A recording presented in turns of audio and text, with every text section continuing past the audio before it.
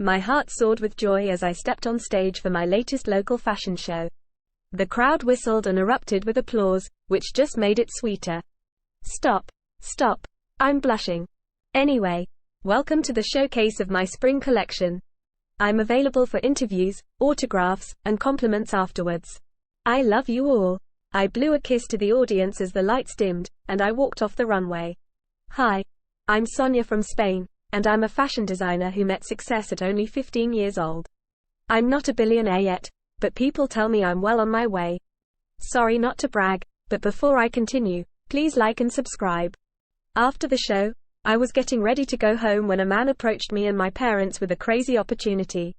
He was a recruiter for a fancy fashion school in New York City. He said only the most gifted students attended and that it would help me take my career to the next level. Except my parents were reluctant to send me so far away. They said I was too young and inexperienced to be out on my own in an unknown place. I wasn't even used to cleaning my own room since our maids always did it. But I begged and pleaded until I finally convinced them, and just like that, I was off to New York for a new chapter of my life.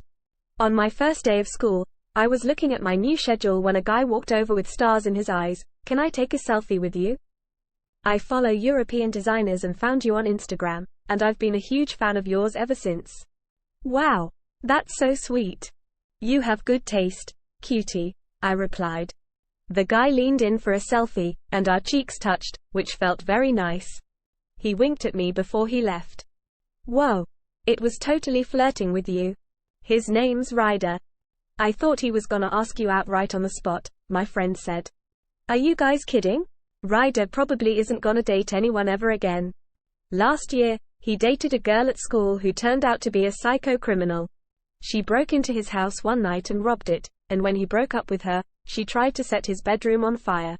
Even though she's in jail now, she's gonna come back to the school at some point. Hopefully, Ryder gets a restraining order. Geez, poor Ryder. If that was me, I'd be living in fear 24/7. A couple of weeks later, I was walking to the subway for a doctor's appointment when I saw Ryder. Suddenly, we heard a crazy announcement through the speakers. There was going to be a hurricane, and they'd have to close down the station because it was too dangerous to go outside. We'd have to sleep there tonight. Wow. I guess that means you and I are gonna camp out here together, Ryder said. Yep. I guess you're stuck here with me then, I replied. And so, we spent the night together at the subway station during the hurricane. It was a bit scary, but it also brought us closer together. As we talked, I learned more about Ryder and his past, including his ex-girlfriend who had been in jail. However, despite her past, I decided to give Ryder a chance, and soon we became an official couple. Things went well for a couple of weeks until one day, Ryder gave me some disturbing news. Sonya, we're in danger. My ex-girlfriend Jane got out of jail, and she's coming back to school. She's gonna come after us. I just know it. Oh man.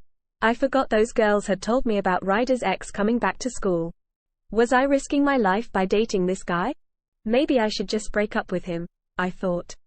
But Ryder was panicking and hyperventilating, so I tried to comfort him. Don't worry, Ryder.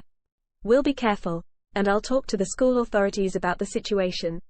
We'll figure out a way to stay safe, I assured him. The next week, Jane returned to the school, and all eyes were on her. She was extremely beautiful, but there was something unsettling about her.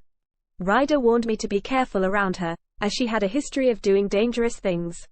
Despite the warnings, I ended up becoming Jane's tutor for the semester, and surprisingly, we became friends. She opened up about her past, and I saw a different side of her. However, Ryder was not pleased with our friendship, fearing that Jane might put me in danger. I assured him that everything was under control, but I could see his concern. As time went on, our relationship faced more challenges. I developed a medical condition that left me weak and unable to work for several weeks. Ryder took care of me, but as my health improved, I noticed his resentment growing. He felt burdened and overwhelmed by my condition, and one day, he exploded in anger, saying hurtful things. Realizing that Ryder had changed and become selfish, I decided to break up with him. It was a difficult decision, but I knew it was the right one for my well-being. Afterward, I focused on my career and my health, and over time, I met Jane again, who had changed and moved on from her troubled past. We rekindled our friendship and caught up on life. Now, I am stronger and wiser, and I know that sometimes the path to success is not always straightforward. Life throws challenges our way, but it's how we deal with them that defines us.